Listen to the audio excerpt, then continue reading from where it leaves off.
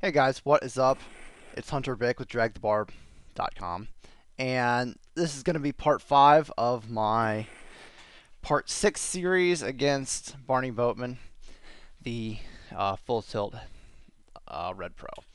Alright, so a little refresher from the last video. In the last video, we saw me start to lose a little bit of patience.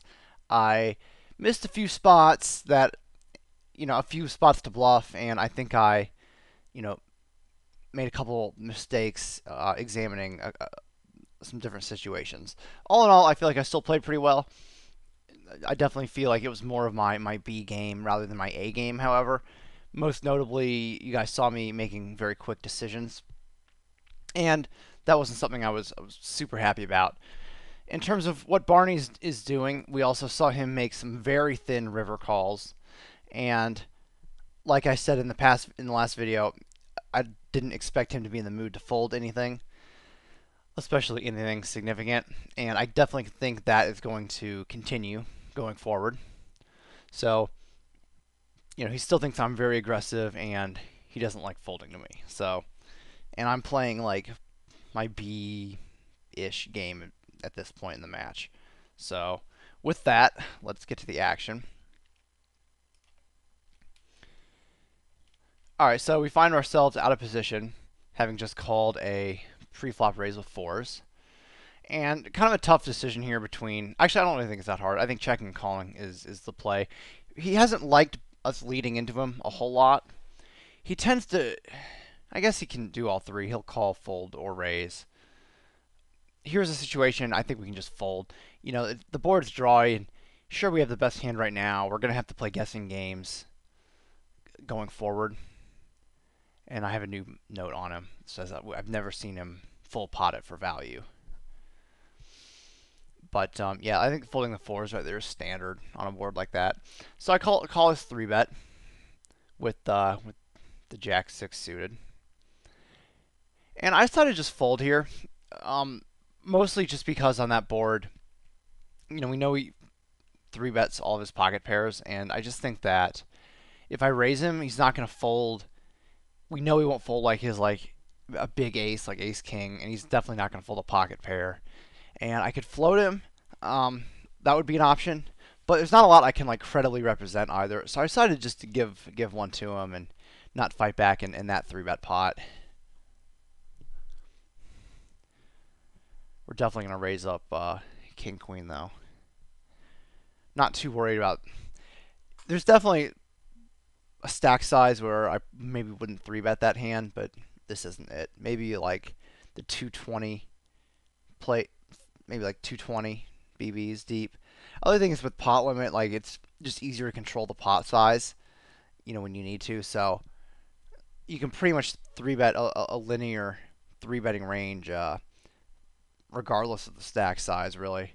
So I decided to just limp here, and I don't think I've limped for any particular reason with this hand, other than just to see kind of. He's been 3-betting me so much that I kind of just want to see what he's going to do if I limped in. So that's what I did, and he does raise, and he leads at he leads 15-60. So I thought about raising him, and I decided to just fold because I know he's not going to give me credit for a 9. And, my range obviously is very weak when I just limp in. So, and I don't really know what his it's a spot where the first time you do it, you don't really know if he's raising because he has a hand or if he's raising because you limped. So it's his range is super wide as a result, and that makes it really tough for me to analyze that situation. So instead of putting a move on him, I decided to just bail. But it's good to know because if we decide we want to limp re-raise or something like that, we can probably count on him raising us again after that hand went down in that fashion. So I bet this turn trying to obviously take the pot down. The problem now is that, can I get him off of king high? Maybe. I find this very interesting though. I mean, we check calls leads, so he's never going to bet an ace high here or really anything I think I can fold him off of. I guess he could have miss diamonds, maybe. But that's really it. He definitely would play a 5 this exact same way. I think the 7 would probably have been check raised on the turn. But he could definitely have a 5. He could definitely have like pocket 8s. I just don't think I can fold him off of anything by raising. So I just pitch it. I just throw it away pretty fast, which I think is fine.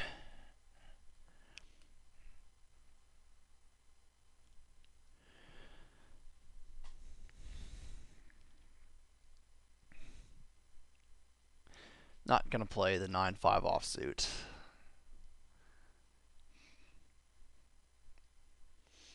Nor are we going to play the Queen 3. So again, just kind of like to reiterate what I've talked about before. My image is such right now that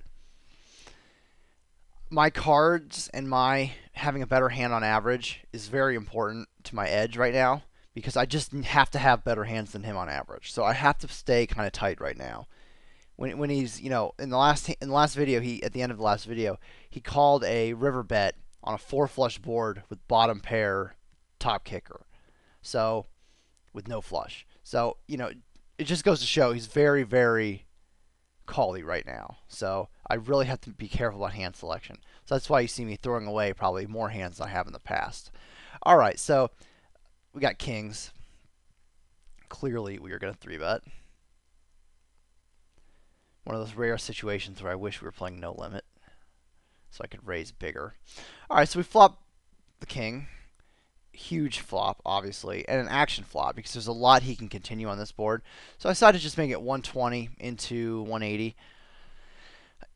There's, a little bit of a downside here, because obviously with these stacks, in order to try to get all in, I would have to pot it.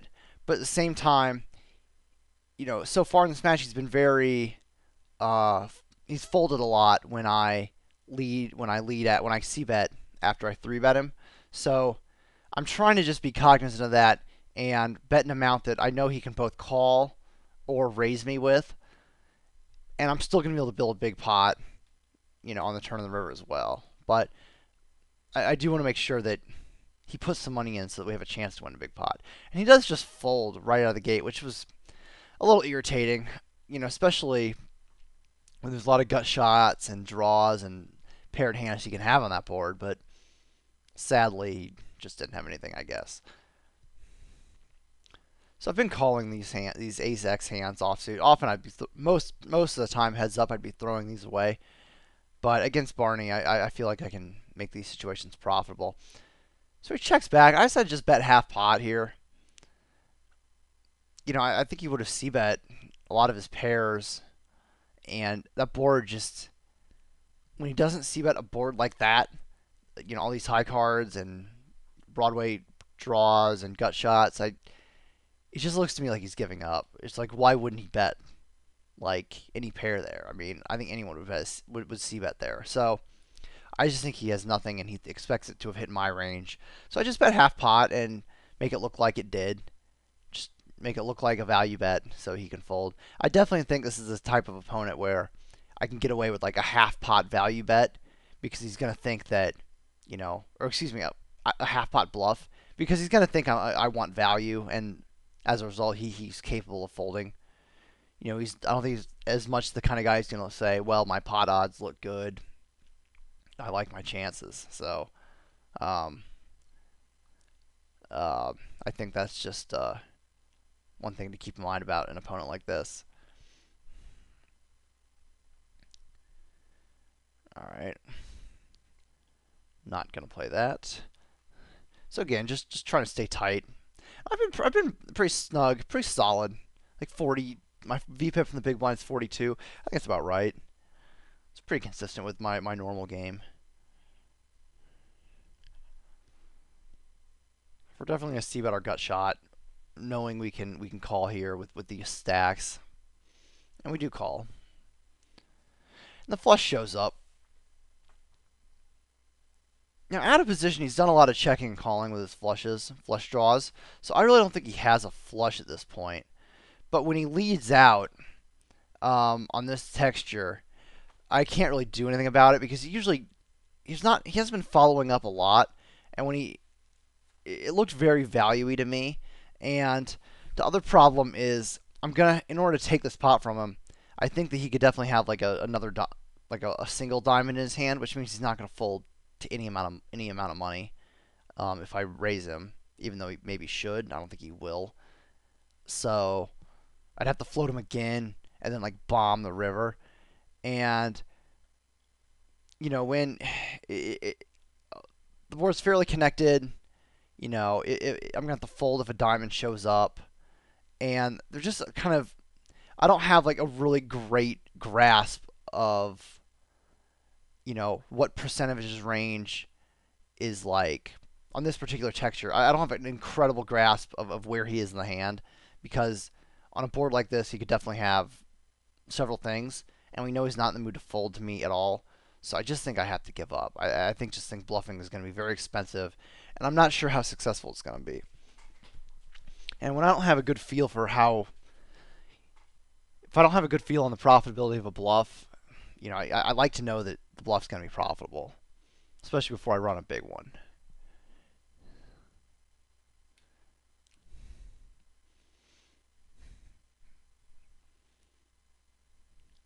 Okay, we can just fold the 8-6.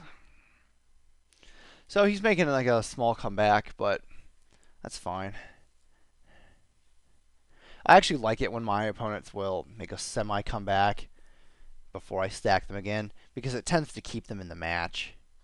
Whereas if you just smoke them for like 3 straight stacks, like you're gonna get a lot of quits. Whereas like if there's some time between each time you stack them and they build a stack back up a little bit before you take it again, they generally feel like you are beatable, and that they can in fact win the match. But you generally just are able to keep their action around for much longer.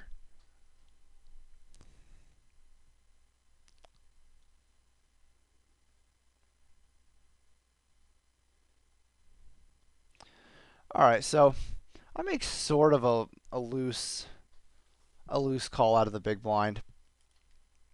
The hand's suited, and it does play decently post flop, especially when you flop bottom 2 like I did here. So I go for the check raise, just full pot. So I need to play this one fast, and I want to try to get the money in quickly, if possible. The pot limit structure makes that tough. But so I decided to go almost full pot again on the turn. He called the flop very, very fast, so that makes me think that he's not going anywhere. So I bet big on the turn. Not quite full pot, but big enough that I can still shove on the river for less than a pot bet, obviously. And picking up the flush draw is like icing on the cake here. I mean, I think I can stack him if he has any sort of 9.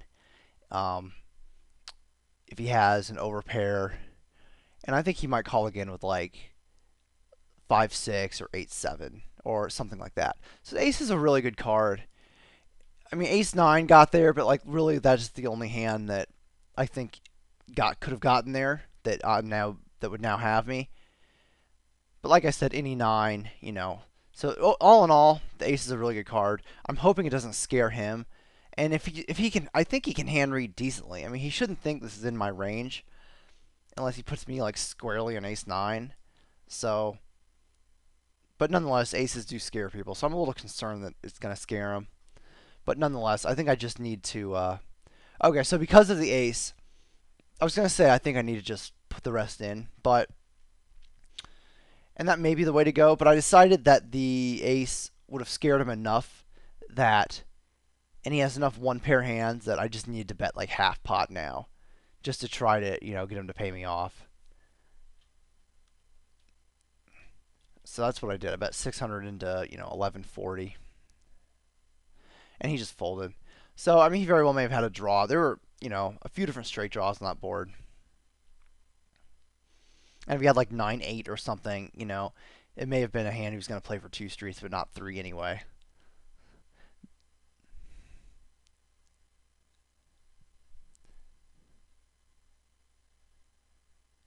But he very well may have been drawing there. He probably was. I mean, I kind of would think that, he might put a raise in with, like, if he had a big 9 at one point. At least he was some of the time. But either way, we win a pretty decent pot.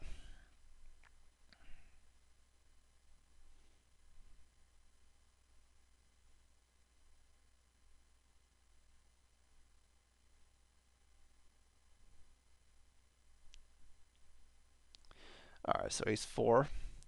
I'm still pretty much just min raising him, just because I really like being able to call all of his 3 bets. And early on in the match, I felt like I had a really good grasp of the 3-bet pots in position. I feel like I don't have quite as good a grasp now. I think he's starting to mix it up a little bit in terms of what he does post flop. He's not like getting real passive and just check folding a lot as much. He has double barreled me a few times. So all in all, it's not quite as great a situation, but it's more just me being in control of the action when the pot is big, which is the number one benefit of calling his 3 bets. But as a result of him being a little tougher post flop, I think I need to be folding. Like, I think I could fold this, for example. Like 6-8 off is pretty trashy. I think I can just fold this to his 3-bet. I think I do need to be doing a little bit more folding just because he's been tough post. He's been a little tougher post flop. But this is a spot where he decides to just check and give up, and I'm kind of hoping this is exactly like it was at the beginning of the match, where he just check folds. See, so this is a good example of exactly what I'm talking about. You know, he throws in a check raise there. He's definitely not letting me push him over after he 3-bets. So this hand just exemplifies the point I just made. So hopefully in this match, hopefully I got the message, I got the memo, and decided to tighten up against his 3-betting a little bit. So I'm going to fold here.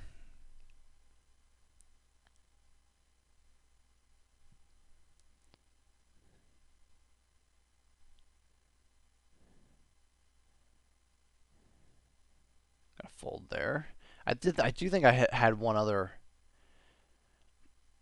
On the day I played this match, I did get some other pretty loose heads-up action. So I definitely had like the occasional fish come and go from another 5-10 no limit table. So when we have some of these pauses, that's why.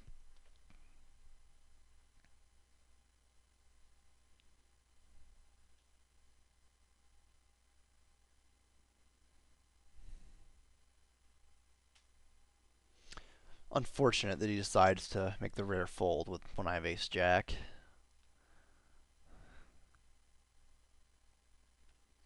So like I even think I can be folding like right here. Honestly, I could play the suited version, but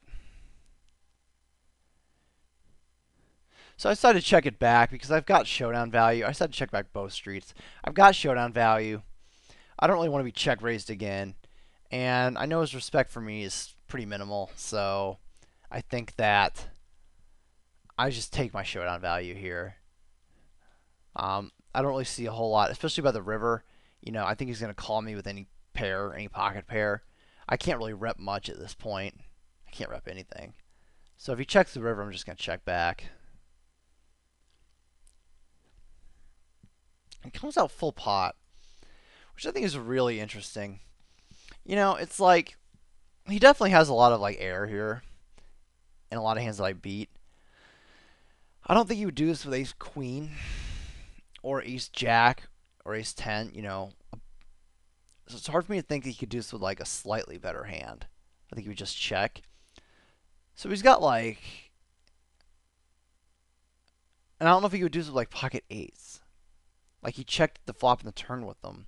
Would he now bet, hoping I call him ace high? So he's got something marginal for sure, or he has air. So the question is, what part of his range is air, and how much of it is like a marginal hand that he's value betting thinly? And it's really hard to tell because we know how wide his 3-betting range is. But all in all, I really thought that like a lot of his marginal hands he would have bet some part of the time on the turn, some part of the time on the flop, and that now I don't know if he would bet full pot with them now either, since I don't really have a hand and he can tell that by my 2 checkbacks. So I don't know if he'd go full pot with them now. So with those 3 things in mind, I think he has mostly air here. So that's why I decided to call him. And he does show up with king jack, which is surprising. I thought he would bet a king on the turn. And I can now erase my note that says I've never seen him full pot it for value. So now I'm just going to say I've only once seen him full pot it for value. The other thing to note there is that that was a small pot. When the bigger pots, I've not seen him full pot it for value. When the pot is bigger, he generally will full pot it as a bluff. But when the pot is small, I guess he can full pot it for value. So that's kind of what I took away from there. I decided to lead out here with my flush draw and my gut shot. And just because I have a lot of equity, and I'd love to take the hand down right there in the turn, which would be cool too. Ace-8 I can call. There's a pretty big difference between ace-6 and ace-8 in my mind.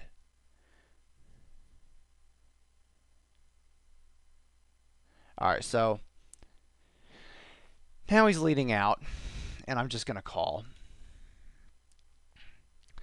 So the question is here, can we value bet? He hasn't really taken much of the... He's done it once, where he check raises when he thinks I'm floating or something. And I think he'll check call with a queen, but I think he'll check fold everything else. So I decided to just check back. And if I can rep like a flush draw or a queen or something, then I think I can value bet the river and get a call from a wider range than I would get on the turn. Because any like bluff catcher he has, he's not going to play it for... He's not going to call 2 bets with it, but he will call 1. And I think I'm more likely to get that 1 bet on the river than I am on the turn. Simply because on the turn, he's going to have to be fearful of a coming river bet. Whereas on the river, he just has to call once to show the hand down. So that's one thing I really like about that line. So I decided to go like 200. I'm trying to make it look like a missed draw. And he just snap folds. So he wasn't having any of that.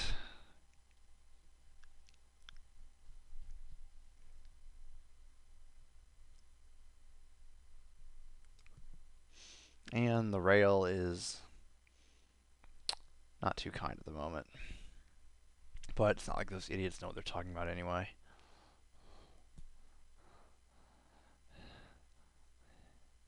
Alright, so obviously I'm going to bet my flush draw for 3/4 pot. And here I'm fine getting raised. In fact, I welcome it just simply so I can 3-bet repot it. I would love to get some. I'd love to get some spots. Oh, did I end up calling? I don't know. I'm not thrilled with this, to be honest. You know, I haven't really had many chances to full pot him, to 3-bet repot him here on the flop after he check raises, largely because I know he's going to call me. He's never once folded to that play, which makes it tough to bluff him. It means I can't bluff him. And I haven't really had a lot of chances to do this, and I would love to up the frequency of this play. And this is as good an opportunity as any.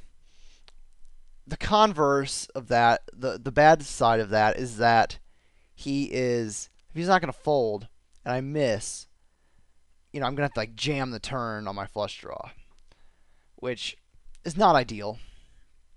I could check it back, but then it's like, I'm basically giving up because it looks so bluffy when I 3-bet the flop and then check the turn back. So I decided to just call, and those are pretty decent drawbacks. When you know you don't have fold equity, you need to reconsider whether or not you want to put a ton of money in as a semi-bluff. So that's kind of what I did, and I don't know, you could go both ways on that play. I don't mind checking. I don't mind just calling at all for the reasons I just explained. So I just call and play my position. Stacks are still pretty deep. 7 of diamonds rolls off, and he like insta checks, which is weird. And the board is so dry that I think he could have just been doing it with air.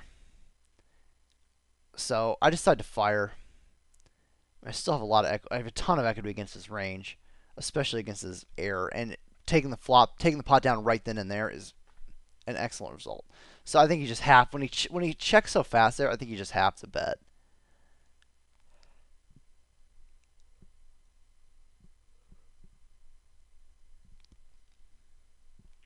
So I'm going to c-bet here and call a check raise.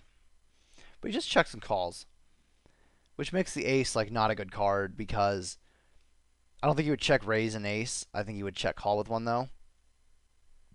So now I decide, I think I like a check back, and that's what I do. I'm happy with that.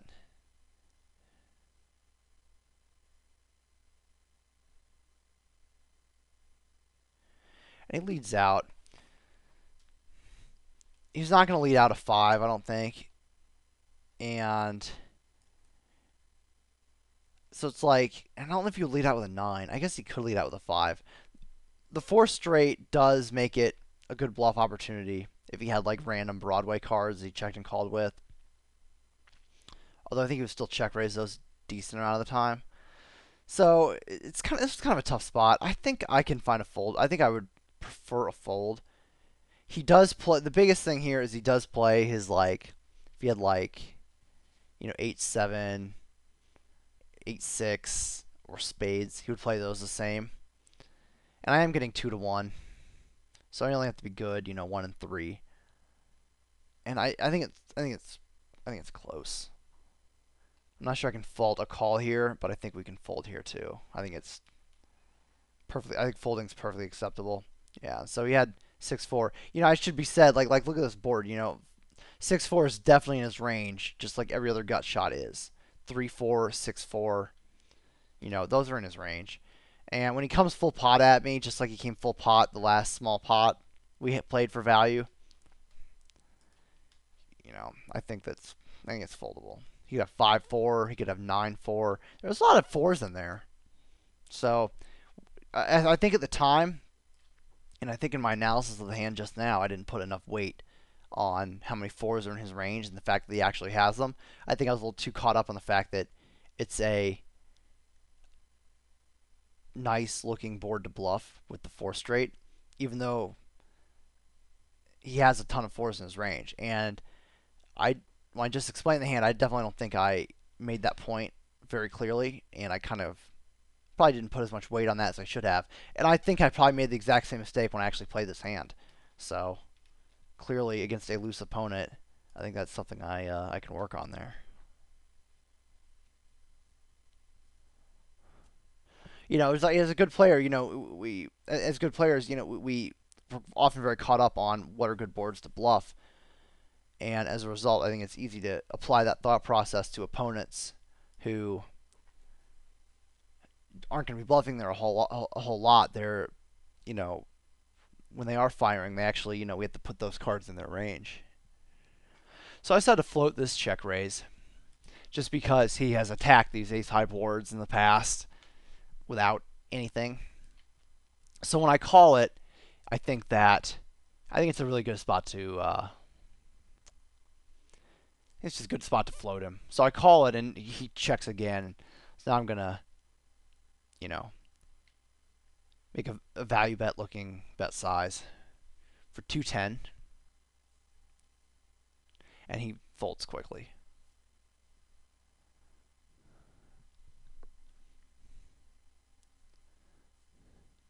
But floating, the great thing about floating his check raises is that it really leaves him in a weird spot on the turn.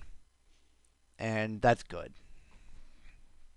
Especially when he checks. I'm pretty much forcing him to double barrel, and he really hasn't been doing that very often. That's why you see me folding. You see me giving him a lot of respect when he does fire after check raising, because it doesn't happen. It just doesn't happen very often.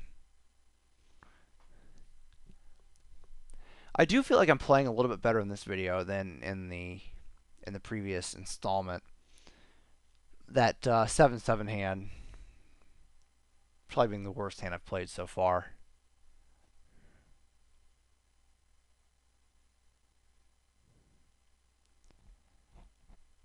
Apparently I had a decision here. I think you can fold or open this.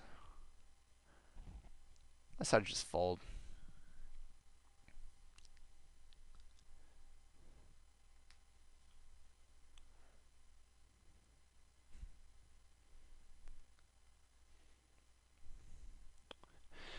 Gonna fold the Jack-8, of course. Even Jack-8 suited it's a tough hand to play out of position. but obviously far better than the Jack 8 off.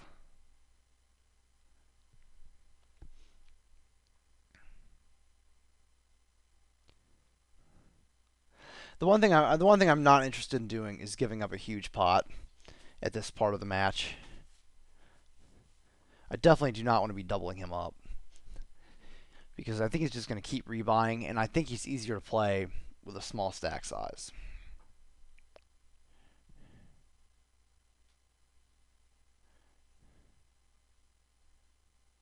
All right, so we open up King 10,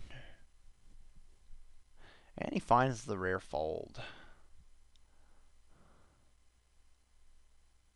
I had asked him about halfway through this match if he wanted a two table, and he said no, of course, which was unfortunate. I would have loved to have played a lot more hands. It's just fun when you feel like you have an opponent really figured out. I mean, you want to play as many hands as you can. I definitely felt like I had a good grasp of this match.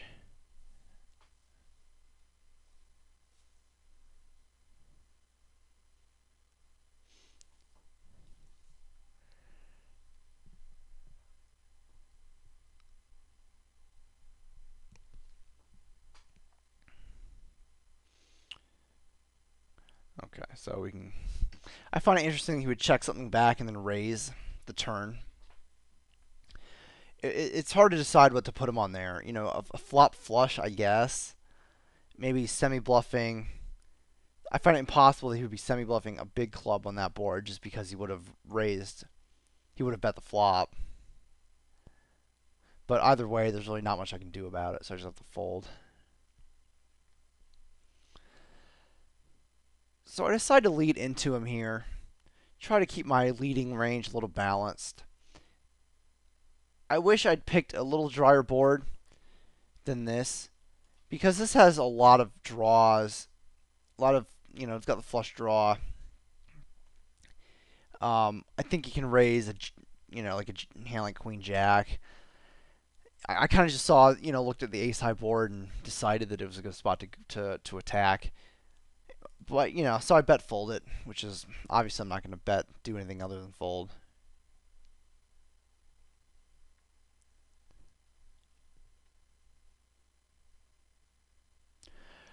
Alright, so we flop open-ended with a backdoor flush draw. And I decided to go just full pot here because if he check raises, I mean, every dollar I put in on this flop, I'm going to, it's no problem whatsoever. It's a very even money proposition.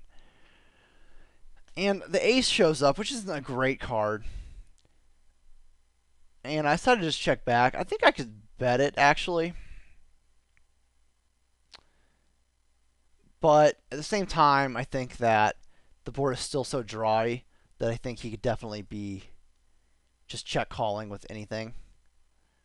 Like any piece, because a lot of pieces are going to have like a 6 attached to them or a 7. So we could have a lot of like pair plus gut shot, pair plus open-ended, pair plus flush draw, or even just a bare flush draw. I just don't think he's going to fold anything like that. So I decided to check that one back. And now I missed everything. So, and he checks it to me again. So and the 10 is another overcard, which I'm hoping could help me scare him off of like a 4 or maybe even a 5. So I decide to. I think I need to. I think I need to bet here. I decided to check it because I know at the time I decided that my king high was enough showdown value, and it has some showdown value for sure because any other 6 I'm going to be beating. But I think I kind of like a bet there. But largely because I think he would have bet an ace on the river, but he didn't. He checked it to me, which is really interesting. And the fact that he's now just expecting me to bluff, so he's definitely expecting me to put in action for him instead of doing the value betting himself, and that's obviously what this was. And it also reaffirms that he can check raise with draws, so we got that piece of information now too. So even though I still think it's kind of a bet on that turn, or excuse me, on that river. But at least we got some solid information out of it.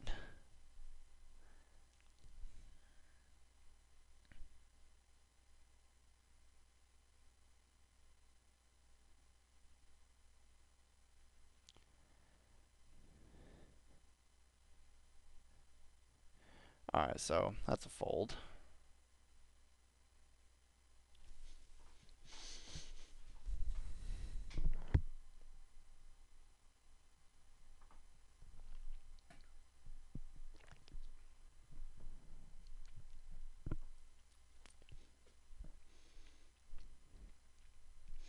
Two nine, not gonna do it.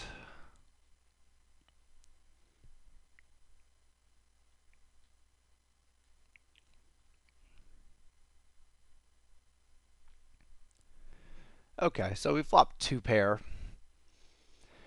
with our king jack, and this is definitely the type of board I could see him attacking with a check raise.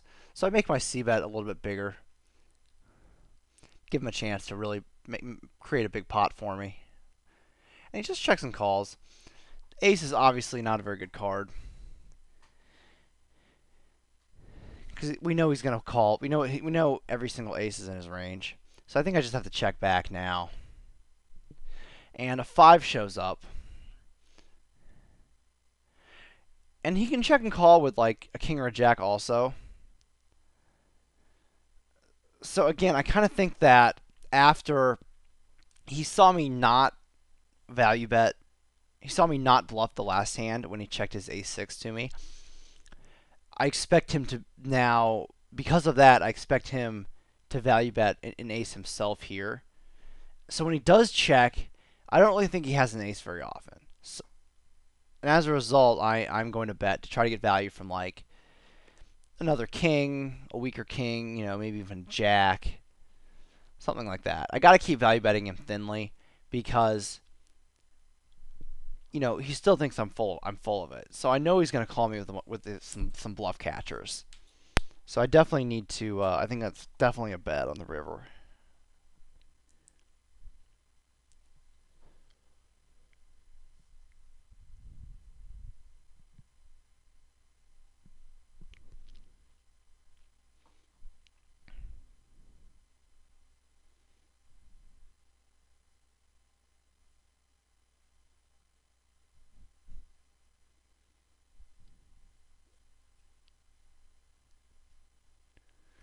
Alright, so obviously we're folding the 7-3. So, kind of a couple slow spots in this match.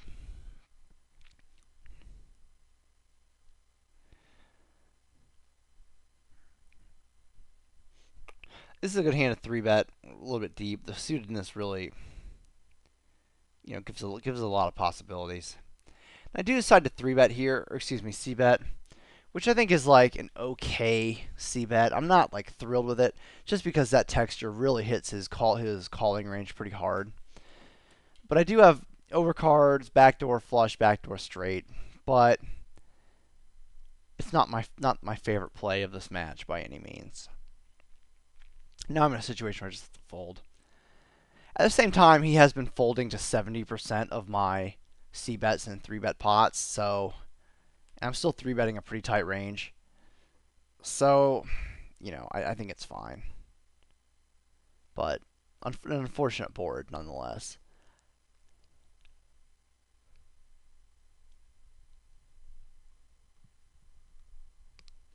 I think the Queen 7 suited is another spot where I could definitely just fold pre-flop, especially when I potted it pre and I had to call a bigger amount. I think I'm definitely getting a little too loose, in my 3-bet calls. So let's go ahead and pot this one.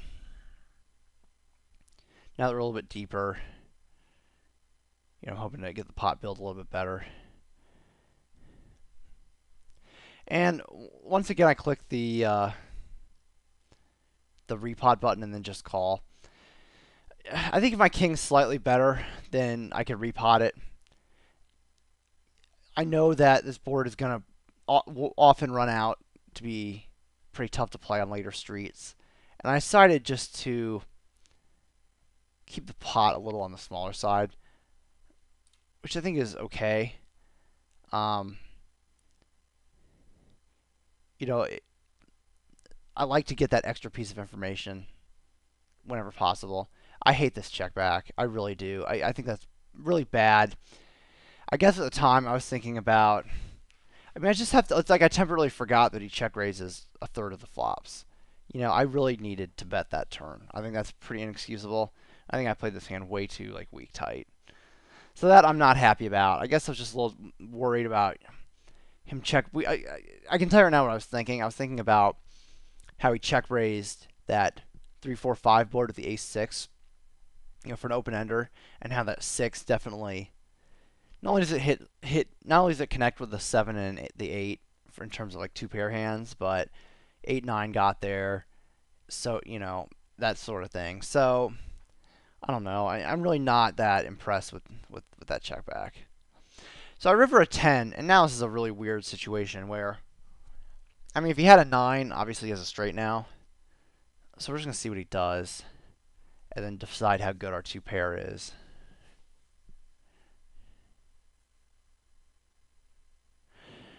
So he comes at me almost full pot, and I think I'm in a situation now where it's really tough to tell what to do. I think I need to just call. All of his two pairs are now counterfeited, and I now beat all of his two pairs. If he has a 9, he has a 9. I just need to just call him at this point, and it is a good board to bluff. But he does show up with Queen 8, which is good. I mean, definitely a good result. I think that we know hands like this are in his check raising range, and I think that just exemplifies why I needed to either. Well, I definitely need to bet the turn, but why 3-betting the flop I think would have been good as well. I'm just so far ahead of his check raising range that a flop 3-bet is probably never going to be bad in that situation. And I think that it would have been a good spot for it. But not 3-betting the flop is nowhere close to the mistake that not betting the turn was. Not betting the turn was a huge mistake. I'm disappointed to see that. But it worked out well in a vacuum because, he may have folded, but we did pick up a big river bluff from him. But nonetheless, let's not be results oriented.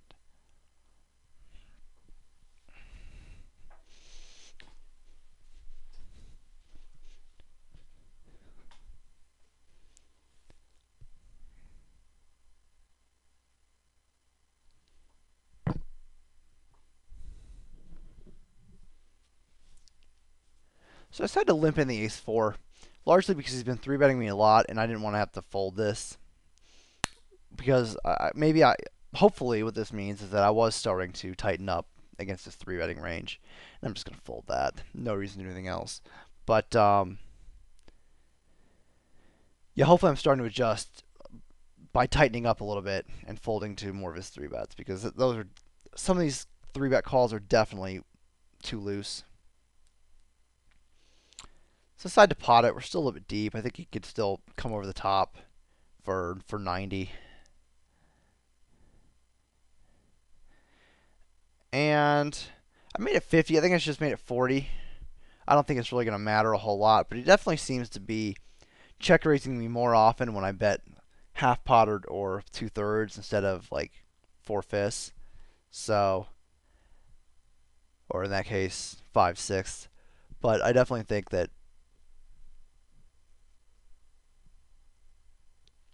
betting, my normal 2/3 with the aces was a better approach.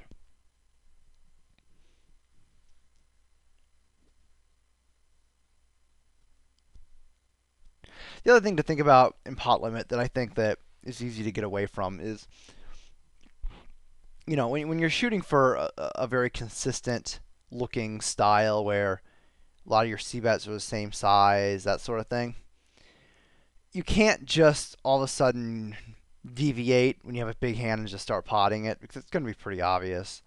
So that's one thing I was very careful to do in the early parts of this match, was try to have an even number of pre-flop pot raises, flop pot bets, that sort of thing, and keep it and make it a balanced distribution for each size.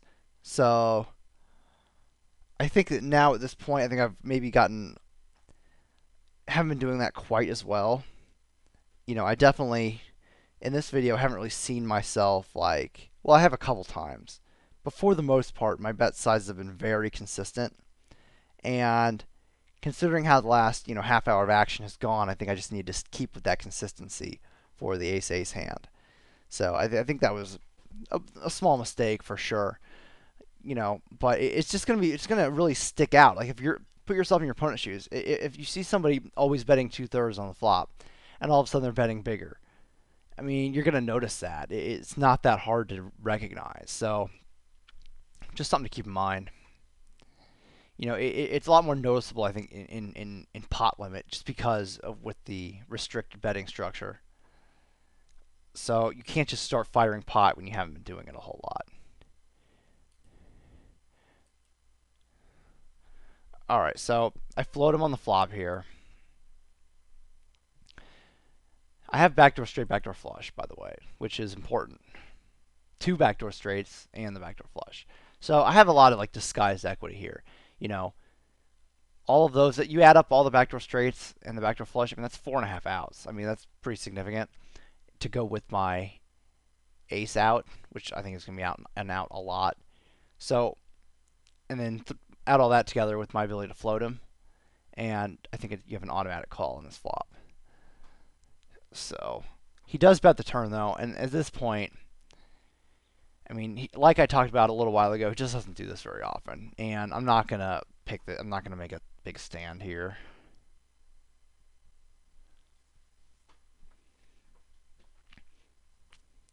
But this has been a pretty, not a lot of money has changed. This has kind of been back and forth, kind of a little bit of small ball this whole video, and I think one thing to take away from that is just like you're gonna have like 100, 200 hand stretches where like this is just how it goes, heads up. So, and the important thing is just not letting yourself get bored and start missing opportunities to really pick up some solid value. When you're constantly a lot of back and forth folding pre-flop, a lot of folding 3-bets, just not a lot going on. It's really important to just stay focused and stay disciplined and not let not get carried away and in a pretty bad spot. So make sure we're still controlling the dynamic more or less, and it's just important to be patient and find those good spots when they come up and not put yourself in bad spots trying to create a good spot. All right, so here I checked and called.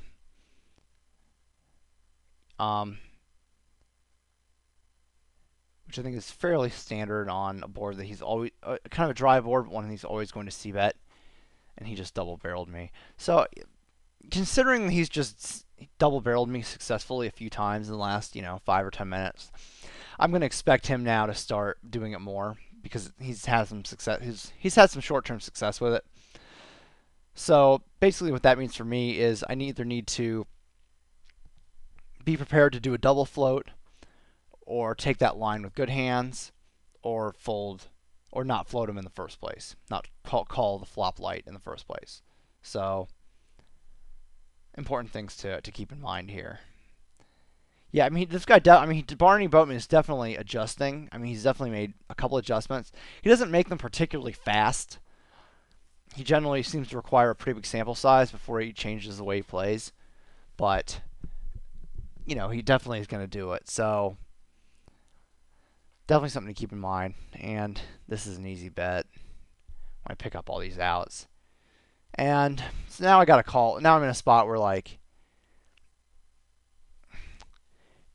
it's kind of a hard spot to tell whether he's just like moved his flop check raise to the turn or what exactly he's doing. But he's check raised me, and obviously I have my flush draw, my overcard. I'm never going to fold.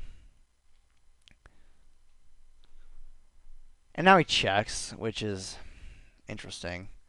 And I check it back. I think I wouldn't mind a bluff here, I don't think. I think he's just check raising because he thinks I'm weak because I didn't bet the flop. I think that's what it is a lot of the time. So I think I should bet here. But at the same time, my king high beats a lot of his missed flush draws. But the question is, can I get him off of like pocket sevens, or maybe he has like some sort of ace high somehow? I don't know. I think I prefer a bet. But he does have absolute garbage. He has 2-4. So, my king high definitely beats all of his air. So I think it's close on that river.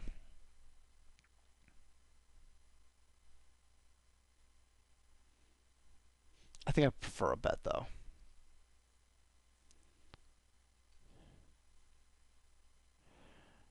Okay, so obviously we're gonna pump up ace king.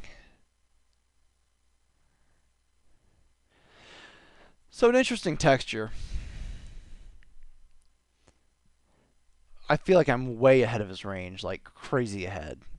Like I have a lot of equity. So I decided to bet, and I was gonna have to probably jam if he raised me there. I think I'm gonna have to either call or jam. I don't think I can fold, and you know I think that's one of those spots to make sure you know what you're gonna do if he does something other than fold, because you need to have that analysis done in your head before you even make the initial bet, just so you know what to do and you don't get blindsided with an unexpected play. But a lot of guys will bluff raise that board just because they know that your range is just totally whiffed. Your range just does not have a lot of equity on that board. So it's often a great spot to bet shove like ace king or ace queen.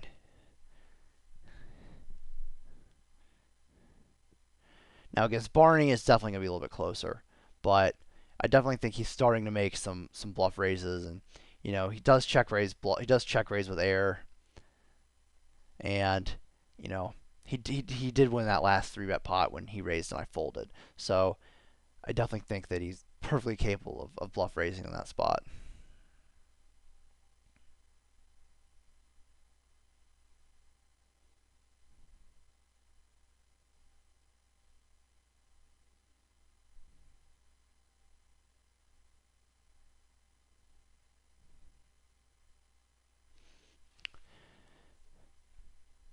Okay, so we get aces again.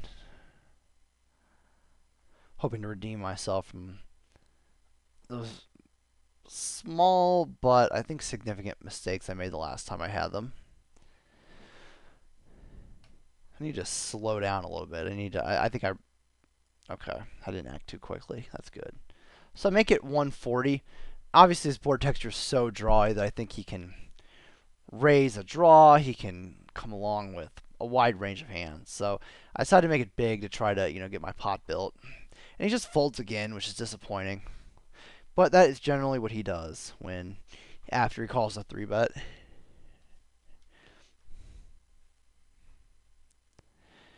So I definitely think I could be making some lighter 3-bets just to collect the pot when he folds. But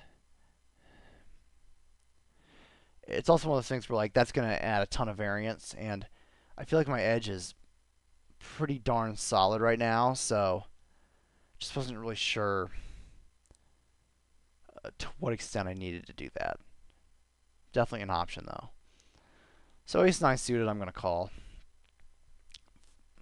We flop the quintessential ace 7 deuce dry board rainbow, and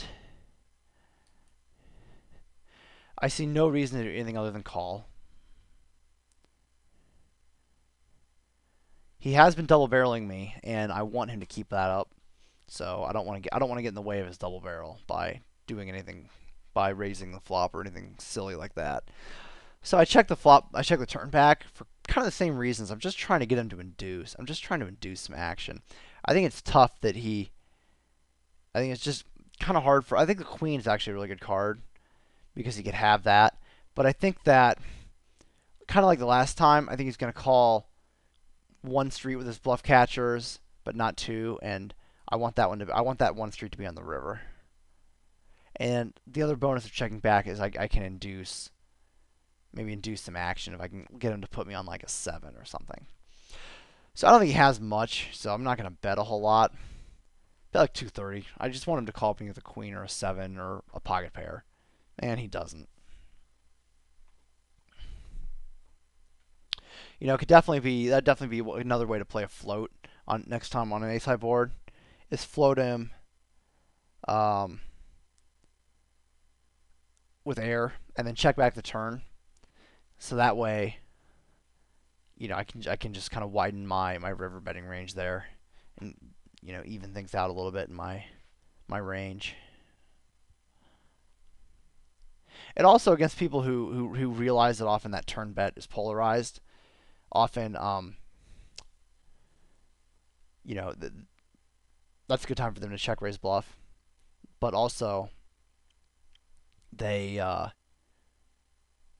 they'll either try to run you off your hand on the river, or call even lighter on the river, which is also good. So anyway, um, so here when he checks back the turn, and I'm having a hard time putting him on a whole lot here. Except maybe I guess he could have an 8. He could also have like so many missed draws. And he has potted it, which has turned out to be value in the past. And sure enough, here it is again. The full pot for value in the small pot. Now, also remember that when he bluffed me with that 2-4, he tried to bluff me with that 2-4, he bet 200 and 240, so where he did not pot it in a pretty small pot. So I think the full pot here should have been another warning sign. And really, it doesn't really, I think it's, I was just thinking there were so many missed draws, both flush draws and several open-ended draws. You know, Jack 10, 10-7, 6-7, 5-6, 2-5. You know, so many draws that miss that I think there are just that I think there are enough hand combos of missed draws that I can call in that particular spot. But at the same time, we should definitely remember that, you know, we've got one more piece of information that's reinforced how he'll go full pot, you know, for value in smallish pot sizes. So I'm gonna float here with these stacks and my gut shot.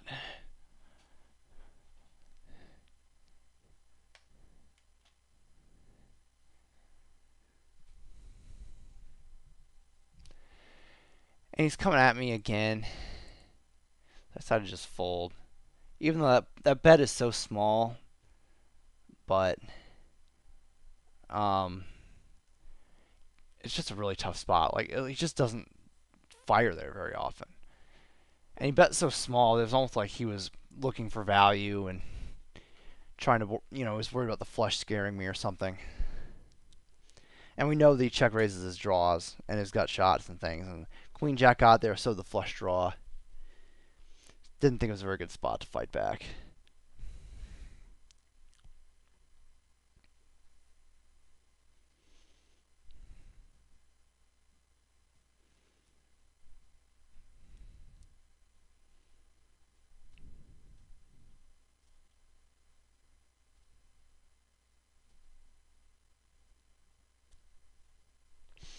Okay, so we like this.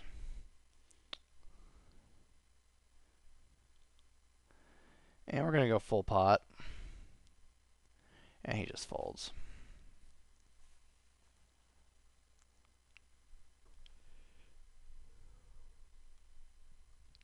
It seems like he 3-bets my min raise so often that it feels like we haven't really even played a whole lot of post-flop pots after I min raise.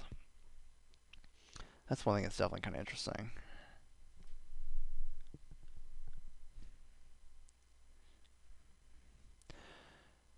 This thing is a decent spot to lead out.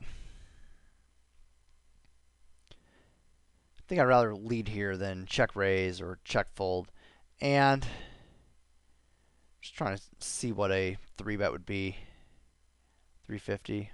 I think I could 3-bet him here, and I actually think it'd be a good play. He's just raised my donk bet so frequently the last few times I've done it. I think he's done it like 3 for 3 the last times I've done it. So my biggest problem with it is that he has yet to fold to a 3-bet of mine, really. So I think that is definitely kind of ties my hands and my ability to fight back there. So I think I would either need to float him or just give up.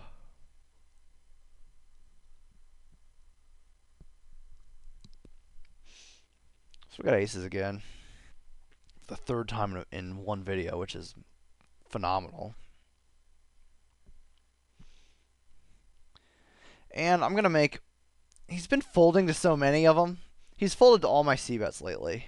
He raised the 1 after I 3-bet, and then now all of a sudden now he folded the last few. So I decided to just check this one to him. Try to drum up some more action. And he just checks back, which is a little irritating. So now I go ahead and fire, and he just folds. I'm just struggling to get him to put money in the pot after I 3-bet. So that definitely kind of makes me think I definitely should have been 3-betting more for sure, just to collect the dead money in the pot, because that's pretty much what it is. If he's never attacking these 3-bet pots, then I'd need to be 3-betting a wide range and just c-betting all of them.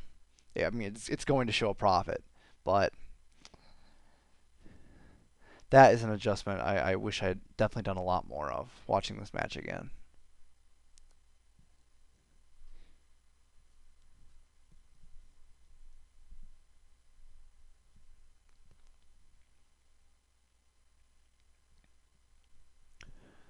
So we open 9-8 for a min bet. Flop a gut shot. Another situation where we can bet call.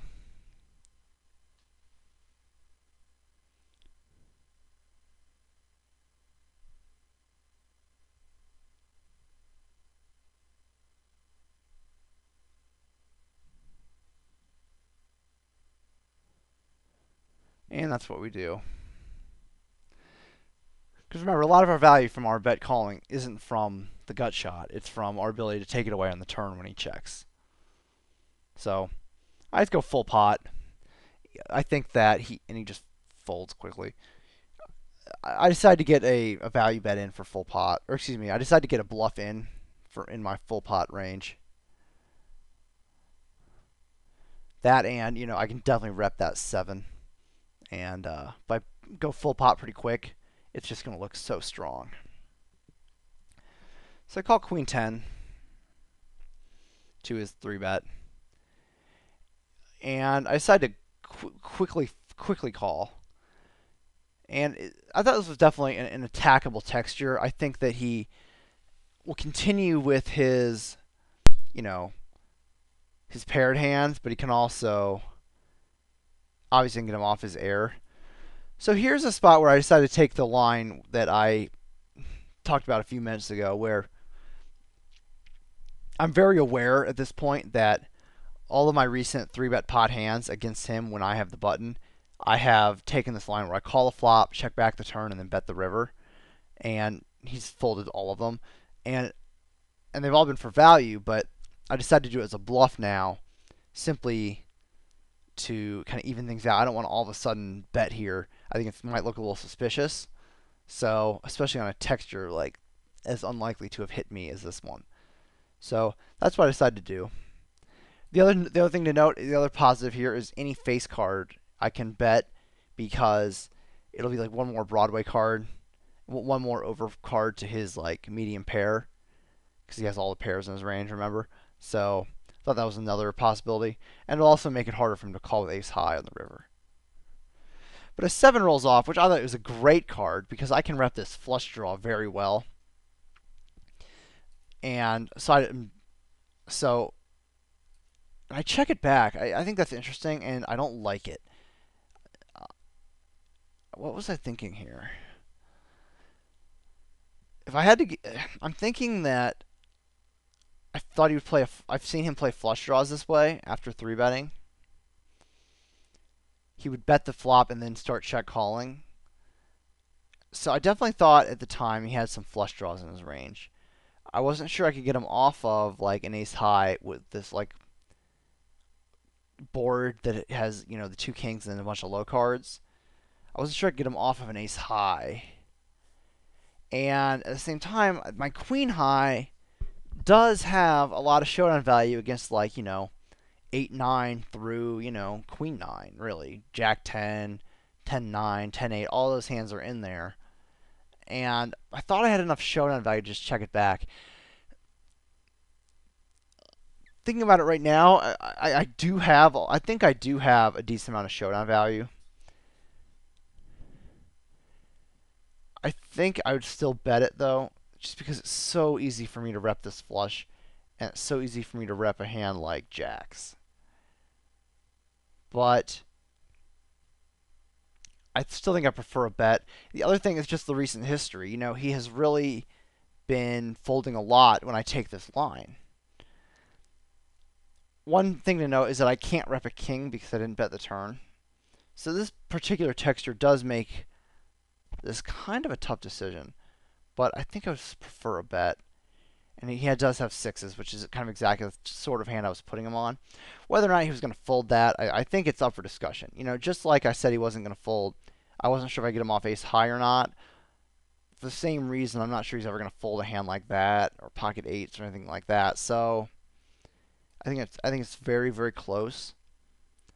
I think that's a tough call.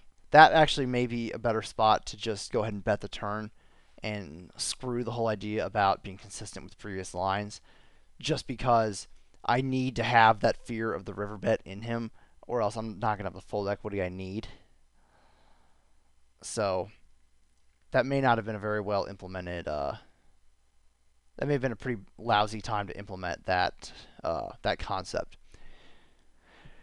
All right, guys. So not a ton of money going back and forth in this video. I think I played a little bit better than maybe in the last one. I didn't really get any cards, but it was a lot of Barney not doing what I wanted him to do, which can always be irritating when your opponent, doesn't play along. But I think we had a couple interesting river spots where, just like that last hand, it was pretty ambiguous as to whether we should bet or check back. The other one was when we had that king high hand. But I hope you guys liked it, and stay tuned for the part 6, the last installment of this match. And as always, hit me up with any feedback whatsoever, and I'll talk to you guys soon.